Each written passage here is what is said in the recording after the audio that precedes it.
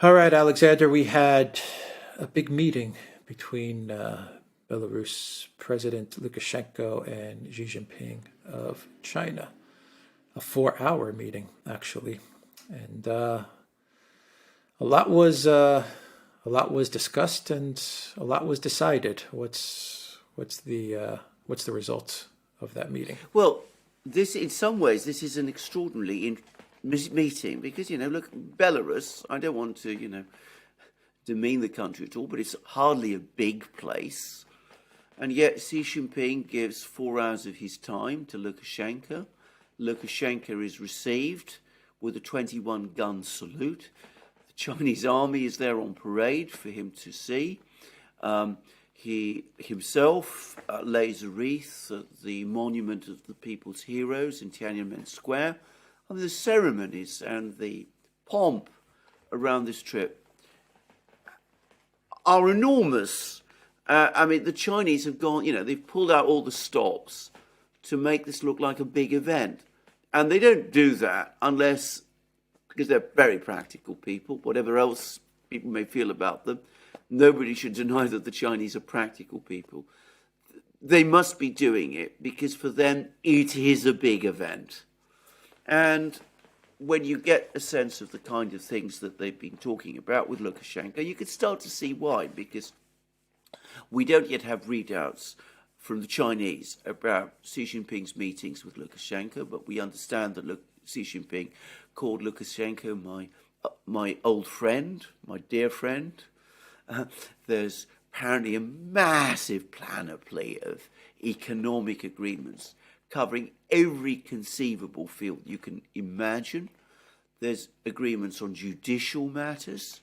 There's also apparently defense agreements. It's been squirreled away in some of the commentaries in the Chinese media, but there are defense agreements. And that's interesting in itself. One wonders what form those take. And last but not least, there was talk about Ukraine, obviously. Lukashenko supporting the Chinese position paper. Well, that was to be expected. But other things about security issues and about a joint fight between Belarus and China against color revolutions. Now, again, that is important because remember, Lukashenko was himself targeted with a color revolution back in 2020. He had to see one off. So he's got lots of information about how color revolutions work, and he's sharing that with the Chinese, and the Chinese, for their part, are going to help him in case he ever has to face another one. So, extraordinary range of agreements, and the Chinese giving a very high profile to this meeting. Well, why are the Chinese doing that? Well, I'm going to say straightforwardly, I think that the Chinese have been looking at this administration in Washington. They've been listening to what the Europeans are saying. They've noted that the United States, the administration, apparently is preparing to green light more arms deliveries to Taiwan. And I think they've decided that they are in an adversary situation with the United States, at least with this administration. They are in a conflict with the United States.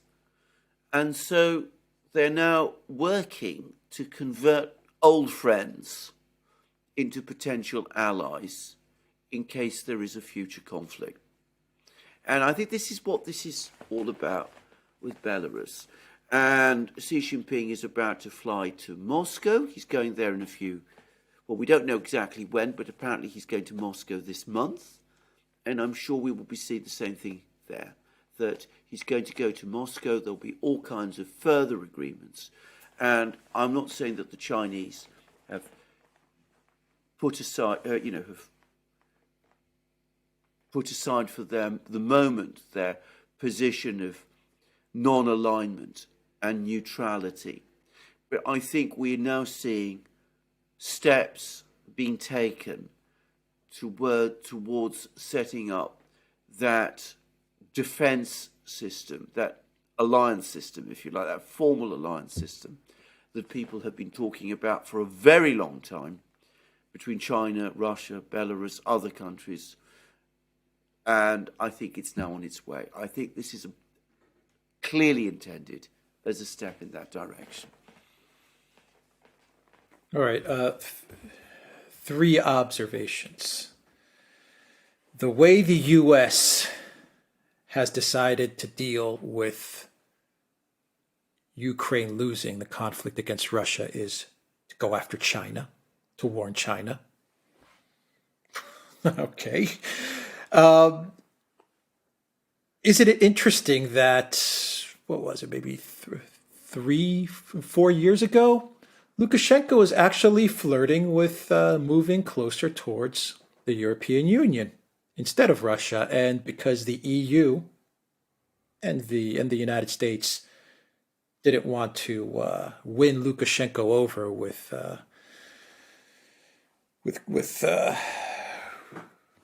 respect, with good deals and partnerships and stuff like that, they decided to overthrow him, and it backfired. And now look where he is. He's not only with the Russians, but he's with the Chinese now. Yes. And isn't it interesting? My final thought is: isn't it interesting that as the U.S. is warning China not to send weapons to Russia, they are sending weapons to Taiwan? Yes. How does that Exactly. look for China? They must be looking at this going, okay, well, I think we're going to send weapons to Russia now. I mean, Yeah, I think I think that is exactly. make it make sense. I think that's absolutely correct. I think this is completely right. I mean, you can understand the logic both of Lukashenko's actions and of the Chinese. I mean, from their respective points of view, they're coming under the same identical pressure from the neocons in Washington, because it's the neocons who are driving this policy. And they say, look, whatever differences we might have had in the past, you know, Lukashenko wanted to keep a kind of equidistance between the Russians and the West. He was flirting, as you said, with the European Union. He hosted NATO militaries, you know, often came into Belarus itself. He had tried to keep good relations. Now, fully committed to the Russians. He's also fully committed to the Chinese. He's completely with them now. I mean, there's no doubt about this. The Chinese, for their part, are not just going to embrace him, but they're going to embrace him in a way that is clearly hostile to the US. As I said, we don't have a readout, but there's been all kinds of statements from Xi Jinping which have been reported in the US, in the Chinese media. He talks about hegemony, Cold War thinking, all of those things. They're all clearly directed at the US.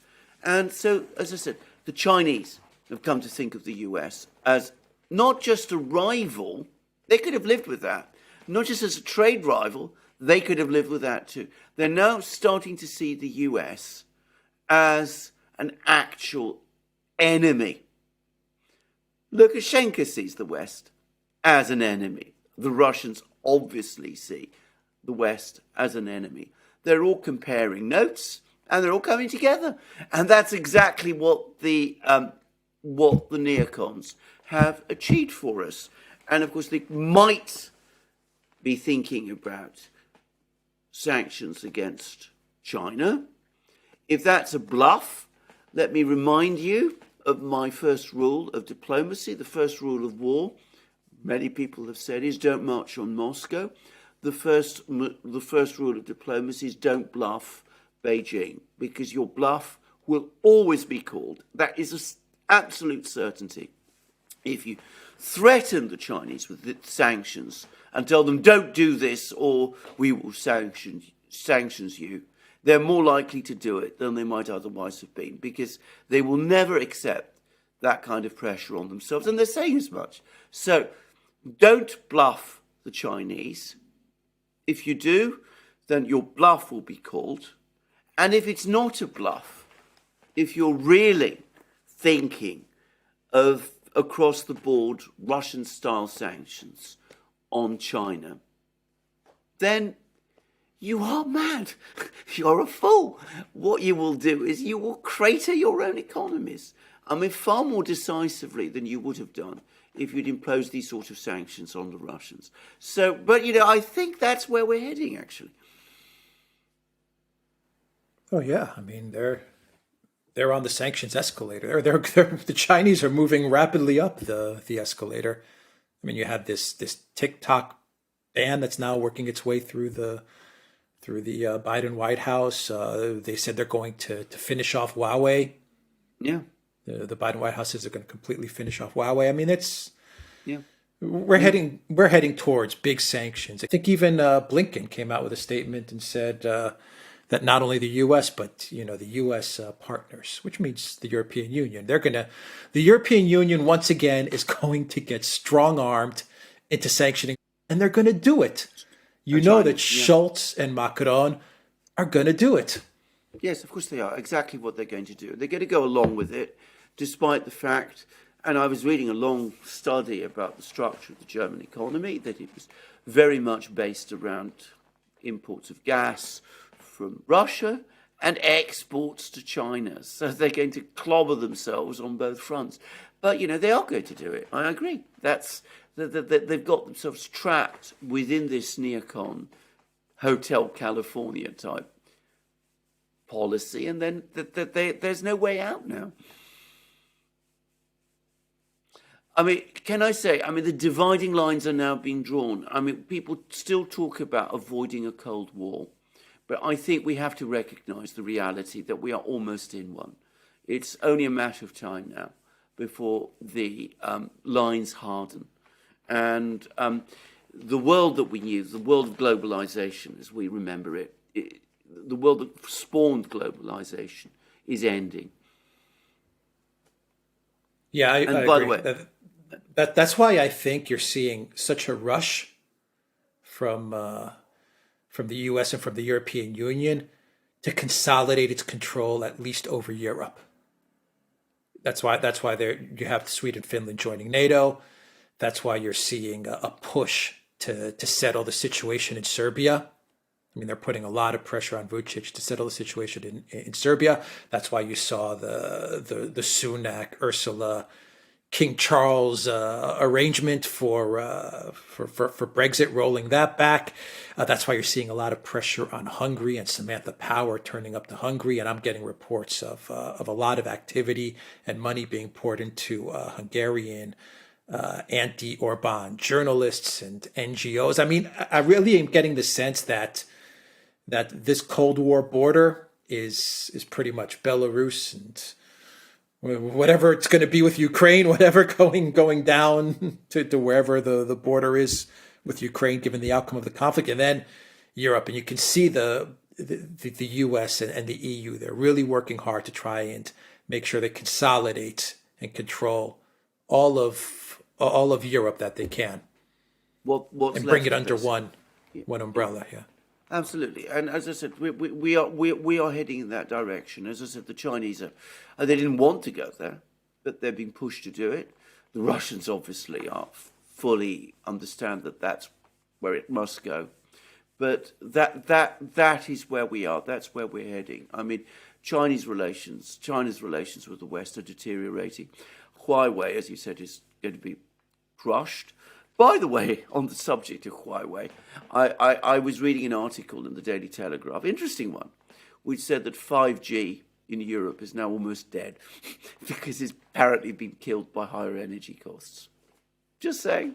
I don't know how true that is, but that was what it was saying, that the amount of energy, it's very energy intensive to operate, and there isn't that much consumer demand for it, so essentially it's burning itself out. It's going.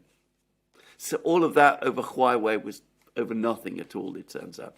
But anyway, I don't want to get sidetracked into that discussion. But I think you're absolutely right. The lines are being drawn, they're hardening, and, the West, the collective West, say, Serbia, Hungary, look, you're on our side of the fence. We're not going to tolerate any more of deviation or dissent from you. You've got to fall into line. We're going to see pressure on Serbia. We're going to see pressure on Hungary. And in the meantime, the other side is coming together. And if you like, you can actually make that comparison, actually. It's a good one. Ursula beats King Charles and Sunak. Xi Jinping meets Lukashenko and Putin. Yeah, and we had Blinken going to Eurasia, Kazakhstan, Uzbekistan, Kyrgyzstan, Tajikistan, meeting with them to try and, I don't know, maybe perhaps make one final attempt at trying to win them over. And it was kind of, I mean, the whole thing seemed kind of pathetic in a way, where Blinken is guaranteeing them safety from Russian aggression, and Kazakhstan's kind of like, what are you talking about? Yeah, well, indeed, yes. I mean, the fact is, all of these countries in the recent UN General Assembly, they all abstained on the US resolution. They're not going to spoil their relations with China and Russia. I mean, that's simply not happening. So, I mean, Blinken is on a hiding to nothing there, but that's what he does. He's still got hopes. There was, if you remember, back in, again, late 2020, early 2021, there was, late 2021, early 2022, this attempt to create some kind of a color revolution, it looked like, in Kazakhstan, and that failed. Maybe he's going there to sort of reconnoiter the land, see whether you can achieve anything in that part of the world now, too. The big difference with the previous Cold War is, in the previous Cold War, the collective West was much stronger economically. That isn't the case this time. And that changes everything. That changes the entire geopolitical geometry of this contest. But if the neocons wanted, if the point of the Ukraine conflict was to divide China and Russia, that hasn't worked. It's done the opposite. As we see, it's consolidating what is increasingly looking like a Chinese-led bloc. All right. The Duran.locals.com. We are on Rockfin as well. And go to Duran Shop, 10% off. Use the code Good Day. Take care.